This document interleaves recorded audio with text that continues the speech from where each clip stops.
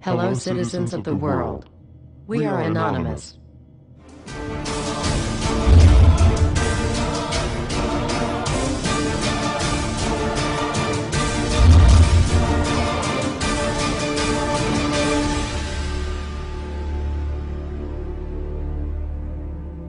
Dear brothers and sisters, now is the time to open your eyes. In a stunning move that has civil libertarians stuttering with disbelief, the U.S. Senate has just passed a bill that effectively ends the Bill of Rights in America. The National Defense Authorization Act is being called the most traitorous act ever witnessed in the Senate, and the language of the bill is cleverly designed to make you think it doesn't apply to Americans. But toward the end of the bill, it essentially says it can apply to Americans if we want it to. Bill summary and status. 112th Congress, 2011 to 2012, S. 1867.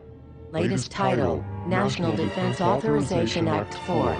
This bill, passed late last night in a 93-7 vote, declares the entire USA to be a battleground upon which U.S. military forces can operate with impunity, overriding posse comitatus and granting the military the unchecked power to arrest, detain, interrogate and even assassinate U.S. citizens with impunity. Even Wired magazine was outraged at this bill, reporting, "Senate wants the military to lock you up without trial."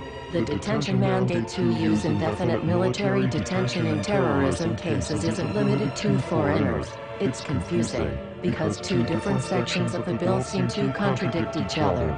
But in the judgment of the University of Texas Robert Chesney, a nonpartisan authority on military detention, U.S. citizens are included in the grant of detention authority. The passage of this law is nothing less than an outright declaration of war against the American people by the military-connected power league. If this is signed into law, it will shred the remaining tenets of the Bill of Rights and unleash upon America a total military dictatorship, complete with secret arrests, secret prisons, unlawful interrogations, indefinite detainment without ever being charged with a crime, the torture of Americans and even the legitimate assassination of U.S. citizens right here on American soil. If you have not yet woken up to the reality of the police state we've been warning you about, I hope you realize we are fast running out of time.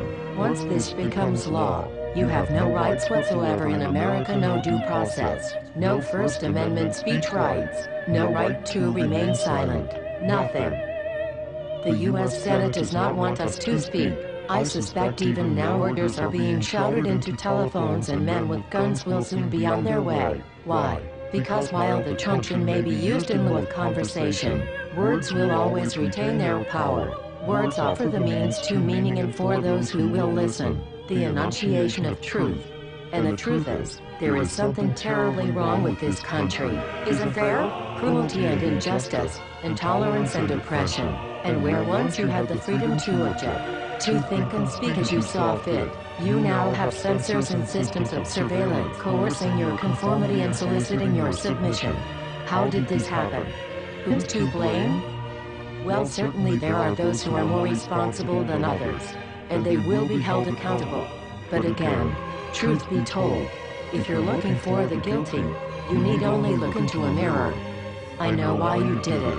I know you were afraid. Who wouldn't be? War, terror, disease. There were a myriad of problems which conspired to corrupt your reason and rob you of your common sense. Fear got the best of you, and in your panic, you turned to the now president in command, Barack Obama. He promised you order. He promised you peace. And all he demanded in return was your silent, obedient consent. More than 400 years ago, a great citizen wished to embed the 5th of November forever in our memory. His hope was to remind the world that fairness, justice, and freedom are more than words, they are perspectives. So if you've seen nothing, if the crimes of this government remain unknown to you, then I would suggest that you allow the 5th of November to pass unmarked. But if you see what I see, if you feel as I feel, and if you would seek as I seek, then I ask you to stand beside one another, 1 year from November 5th, 2011, outside the gates of every courthouse of every city demanding our rights. Together we stand against the injustice of our own government. We are anonymous. We are legion. United as one. divided by 0. We do not forgive censorship. We do not forget oppression. U.S. Senate. Expect us.